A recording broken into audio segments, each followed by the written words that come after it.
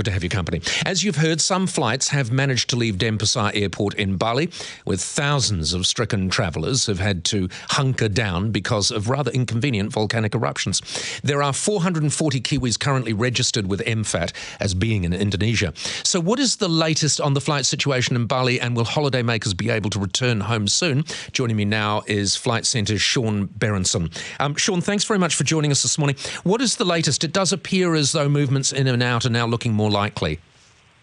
Yes, it absolutely does, Paul. There are extra services being scheduled by Virgin Australia and by Jetstar. They're also using larger aircraft today, so all going well, and the wind's not turning. We'll have a number of services that are coming to Australia, and as you said, the Air New Zealand flight is due to depart from Auckland at 10 a.m. This morning, and hopefully we'll be bringing home some Kiwis this evening. All right, Sean, so assuming everything does go well and the wind and the volcano play their part, how long will it take to clear the backlog?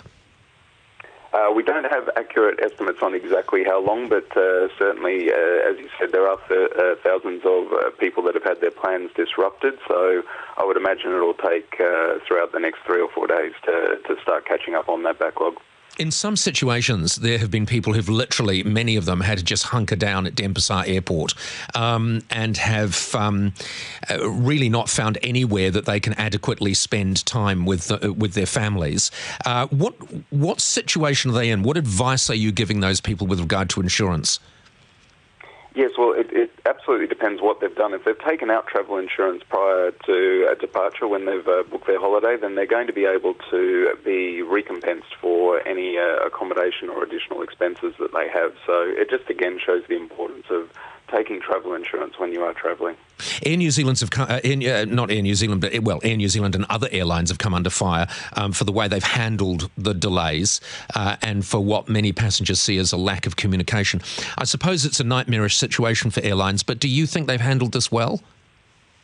I think that there's always opportunity to communicate better. At the end of the day, I think the airlines have done all that they can in using their social media and website outlets. The great thing is Flight Centre, of course, is there, and we have a team of travel agents all over New Zealand that our customers would be able to contact and be kept up to date. Have your phones been ringing off the hook?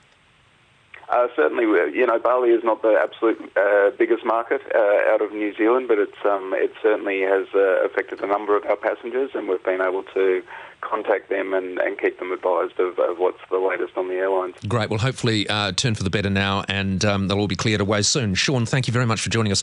Sean Berenson, their Flight Centre General Manager of Product.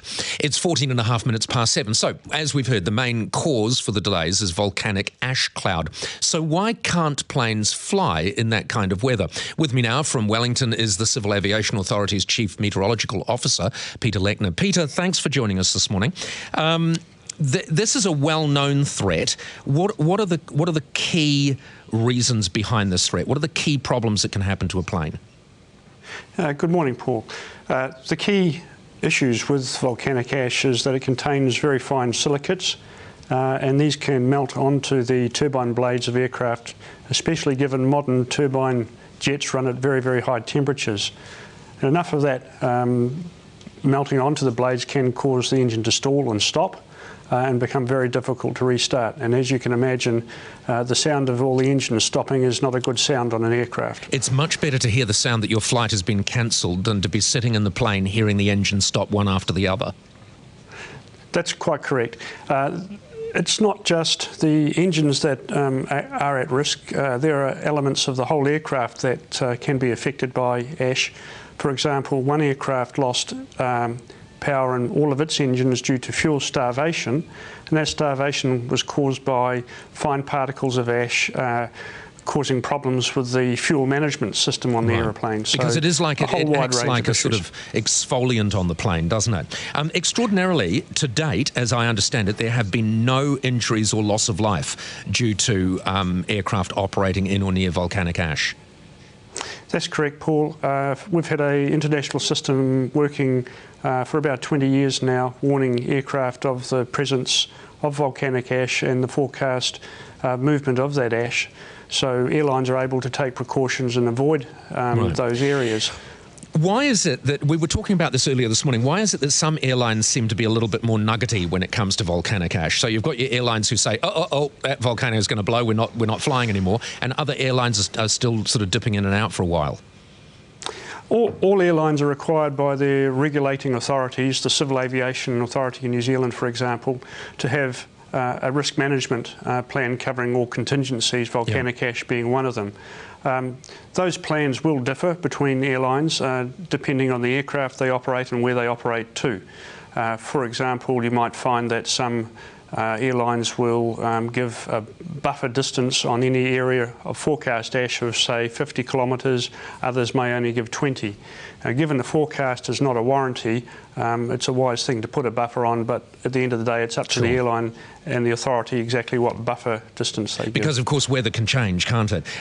Just very quickly, I remember when there were the volcanic eruptions in New Zealand, Air New Zealand in some cases were the only ones flying, and my understanding was it was because they had some turbo aircraft and they could fly a little lower or something like that, and the aircraft were not in as much risk as jets. Is that true? That's the 2011 eruption from South America that made it all the way here.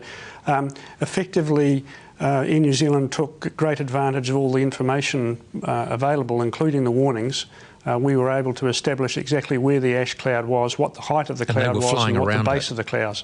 They were flying around it and underneath that ash cloud because the cloud was not depositing downwards. Fantastic. Thank you so much for joining us, Peter. Peter Lechner, Civil Aviation Authority Chief Meteorological Officer.